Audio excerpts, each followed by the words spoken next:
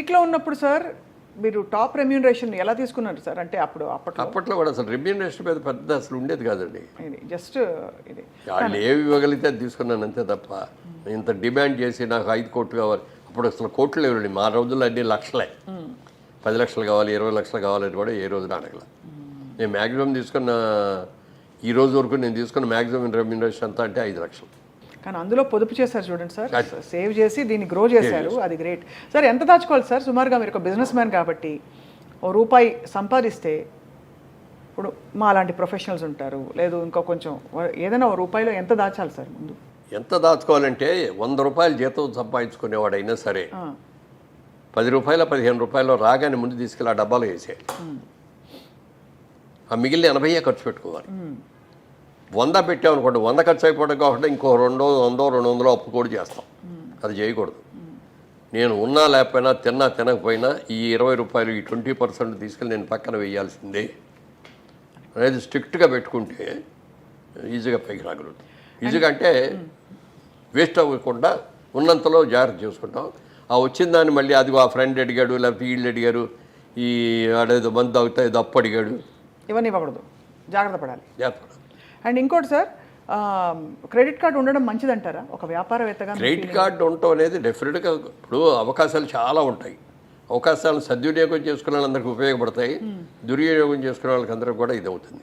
మీరు అమెరికా లాంటి దేశంలోకి వెళ్ళి చూస్తే క్రెడిట్ కార్డు అని ప్రతి దగ్గర క్రెడిట్ కార్డు, డబ్బు డీలింగ్ ఉండదు అసలు. అవును. పెట్రోల్ కొడుచుకున్నా క్రెడిట్ కార్డే పెడతారు, షాపింగ్కి వెళ్ళినా కూడా క్రెడిట్ కార్డు ఇస్తారు, అన్ని చోట్ల ఇదే. ఇక పండగలు వచ్చాయి, క్రిస్మస్ లాంటి పండగలు వచ్చాయంటే అసలు ఎన్ని కొట్టేస్తారో చెప్పడానికి లేదు. అవసరం ఉన్నాయి లేని అన్నీ కూడా. ఆ రోజు జేబులో డబ్బులు ఉండక్కర్లా, క్రెడిట్ కార్డు తీసి ఇస్తారు, వాడు దాంట్లో పెడతాడు, ఇచ్చేస్తాడు. అది ఆ క్రెడిట్ కార్డు అప్పులు తెచ్చడానికి మళ్ళీ బోల్డెన్ అప్పులు చేసే సందర్భం అదే కదా. క్రెడిట్ కార్డు ఏంటంటే అవసరానికి జేబులో డబ్బు కాకుండా ఇది కూడా ఒక కరెన్సీయే. పేపర్ కరెన్సీ కంటే కూడా ఇది ఒక, కానీ అది హద్దుకు మించి ఖర్చు పెట్టడానికి కాదు. అంతే కదా, అదే అది ఉంది కదా. రేపు చూసుకుందాలే, వచ్చే నెల కడదాంలే అని అనుకుంటే అప్పు చేయడం చాలా తేలిక, కానీ అప్పు తీర్చడంలో సేవ్ చేసుకోవడం అనేది చాలా కష్టం. అది తెలుసుకోవాలి. స్టాక్ మార్కెట్లో డబ్బులు పెట్టచ్చా సార్? ఇవన్నీ మౌలిక సూత్రాలు. అసలు పెట్టండి, నాకు దాని మీద నమ్మకం లేదు. స్టాక్ మార్కెట్లో మీరు ఎప్పుడు భూమినే నమ్ముకున్నారు, లేదంటే వెంచర్స్ ఏదైనా వెంచర్ ఉంటే దానిలో పెట్టారు? నేను పార్లమెంట్లో కూడా మాట్లాడేటప్పుడు ఒక కథ చెప్పాను. ఒక రోజున ఒక వ్యాపారి వచ్చాడు పల్లెటూరులోకి. వచ్చేసి మీ ఊళ్ళో కోతులు ఉన్నాయని తెలిసింది, కోతులు కొంటాను నేను, కోతికి 10,000 చొప్పున ఇస్తాను అన్నాడు. ఊళ్ళో వాళ్ళందరూ పిచ్చాడు చూసి ఈడేంటి కోతులు కొనుక్కోవటం ఏంటి, కోతికి 10,000 ఇవ్వటం ఏంటి అని అందరూ చూశారు. ఎవరో కొంతమంది ఈడేదో 10,000 ఇస్తున్నాడు కదని చెప్పి 4 కోతులు 10 కోతులు తీసుకెళ్ళి వాడికి ఇస్తే అందరికీ 10,000 ఇచ్చాడు. వెళ్ళిపోయాడు. వాడు వెళ్ళిపోయిన తర్వాత నిజంగా కోతికి 10,000 ఇచ్చారా అంటే ఇచ్చాడండి నేను చూపించాడు. ఈసారి మనం జాగ్రత్త పడాలి అనుకొని నెక్స్ట్ టైం వాడు ఇంకో నెలలో వచ్చాడు. మళ్ళీ ఈసారి 15,000 ఇస్తానన్నాడు కోతికి. అందరూ ఎగబడ్డారు. ఓ 50% మనుషులు ఎగబట్టారు, కోతులు తీసుకొచ్చారు, ఇచ్చారు. మూడోసారి వచ్చాడు, 25,000 ఇస్తా, నాకు కోతులు కావాలి అన్నాడు. అప్పటికి అయిపోయినాయి కోతులన్నీ. ఊళ్ళో ఉన్న కోతులన్నీ అంత ముందే కొనేసి తీసుకెళ్ళిపోయాడు. ఎక్కడ కోతులు లేవు. 25,000 ఇస్తానంటాడు. పక్క ఊళ్ళోకి వెళ్తే 20,000 దొరుకుతున్నాయి. అక్కడికి వెళ్ళి 20,000 కొనుక్కొని కోతులు తీసుకొచ్చేసి వీడికి అమ్మారు. అర్థమైంది సార్. అర్థమైంది కదా. ఆ 20,000 అమ్మింది ఎవరు అంటే వీడే. అదే అందుకని అదే అర్థమైంది. మన దగ్గర 5,000కి 10,000కి కొన్న కోతుల్ని మనకి 20,000కి అమ్మాడు. అది ఎంత గోల్డెన్ ఇదే సార్ ఇది. అయితే ఇప్పుడు స్టాక్ మార్కెట్ కూడా అలాంటిదేనండి. ఏ రోజున ఏ రేట్లు ఎందుకు పెరుగుతున్నాయో తెలియదు, ఎందుకు పడిపోతున్నాయో తెలియదు. ఇది బ్రహ్మాండంగా ఉంది అని అందులో పెడతాం. అంటే ఏదైనా డబ్బు సంపాదించడానికి కష్టపడి సేవ్ చేసుకుందానికి ఉన్న విలువ ఇది ఆర్టిఫిషియల్గా ఏదో పెట్టుబడి పెట్టేసి ఊరినే వచ్చేసింది. ఒక లాటరీ వచ్చింది అని అంటే దాంట్లో కూడా వచ్చినప్పుడు బాగానే ఉంటుంది, సంతోషంగానే ఉంటుంది. కానీ హార్డ్ ఎర్న్ మనీ అనే దానికి ఉన్న విలువ ఈజీ మనీకి ఉండదు. ఈజీ మనీ ఎలా వచ్చిందో అలాగే బాగుంది. హార్డ్ ఎర్న్ మనీ మనం జాగ్రత్తగా కాపాడుకుంటాం కదా సార్. అది. అండ్ ఫైనలీ సార్, రియల్ ఎస్టేట్లో డబ్బులు పెట్టాలంటే మీ సలహా ఏంటి సార్? చాలామంది ఇవాళ జయభేరి అనగానే one of the most trusted names. So మీ సలహా ఏంటి సార్? డెఫినెట్గా మంచిది. అలాంటి ఉద్యోగస్తులు ఎవరైనా సరే, ఇప్పుడు ఈ నా ఇంటర్వ్యూస్లో నేను చెప్పిన ఇట్లాంటి మాటలు అన్నీ కూడా విని చాలామంది ల్యాండ్ మీద ఇన్వెస్ట్ చేశారు.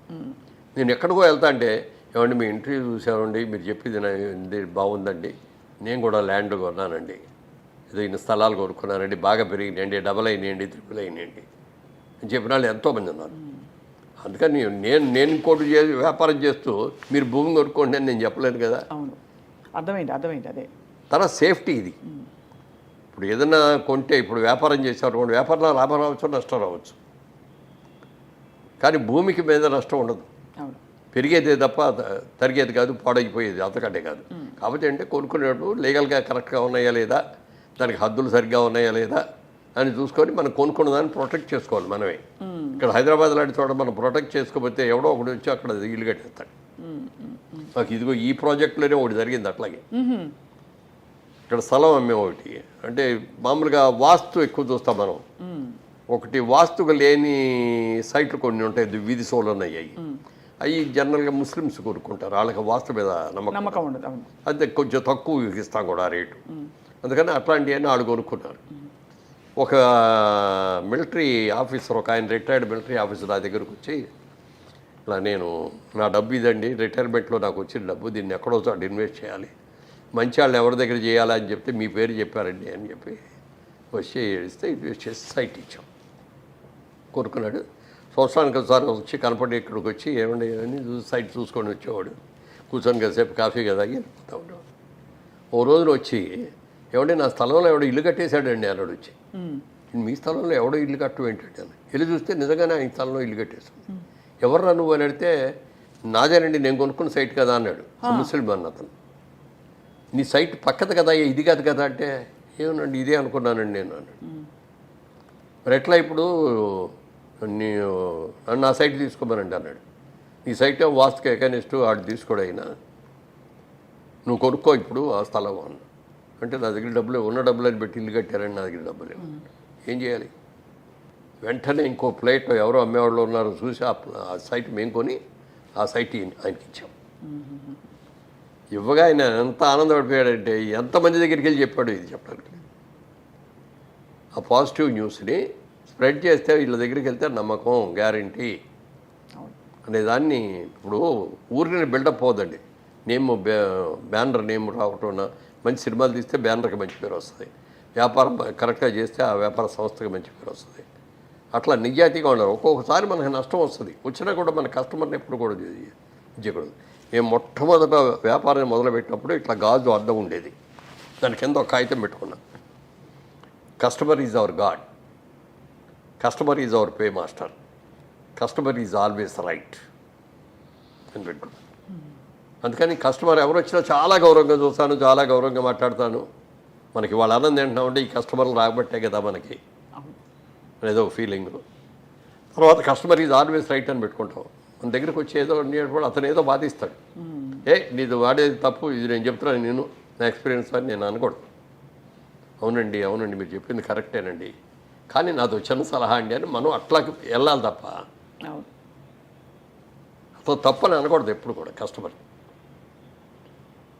ఆయన పాయింట్ ఆఫ్ వ్యూలోకి మనం వెళ్ళాలి. అవును సార్.